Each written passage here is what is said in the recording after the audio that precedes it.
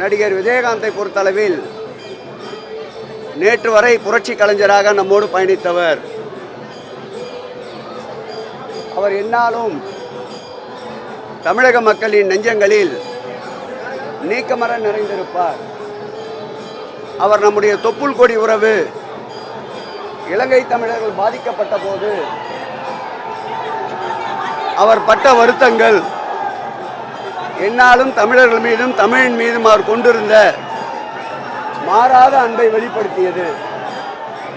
அதேபோல் அவர் திரையுலகில் பல்வேறு கலைஞர்களை பரிணாமம் செய்தவர். அவர் திரையுலகின் சார்பில் பல்வேறு கொள்கைகளை நாட்டினுடைய வளர்ச்சிக்கு, இளைஞர் சமுதாயம் விழிப்படைய, ஊழலுக்கு எதிராக பல்வேறு வகையில் திரைப்படத்துறை சார்பில் பல பிரச்சாரங்களை மேற்கொண்டவர்.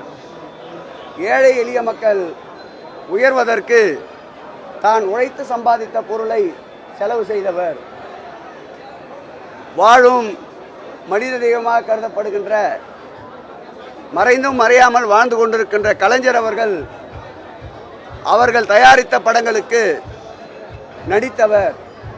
அவர் கதை வசனத்திலே மிளிரச் செய்தவர். அவர் வாழ்ந்த காலத்தில் அவர்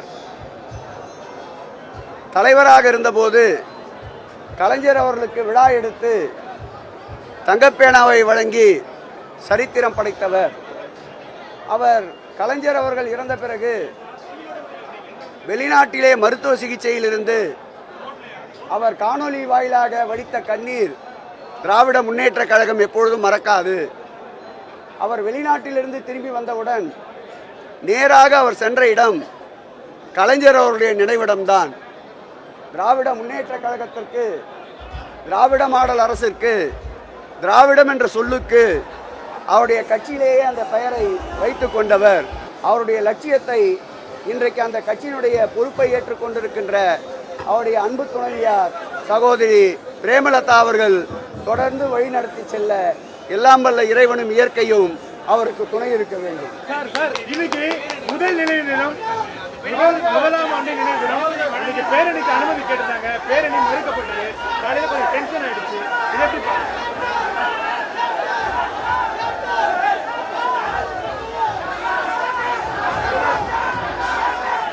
அவருடைய குரு பூஜை இன்றைய தினம். பேரணிக்கு அனுமதி மறுக்கப்பட்டாலும் அவர்கள் நினைத்தபடி பேரணி நடந்திருப்பதில் நீங்கள் அனைவரும் அவர்களும் மகிழ்ச்சி அடைவார்கள்.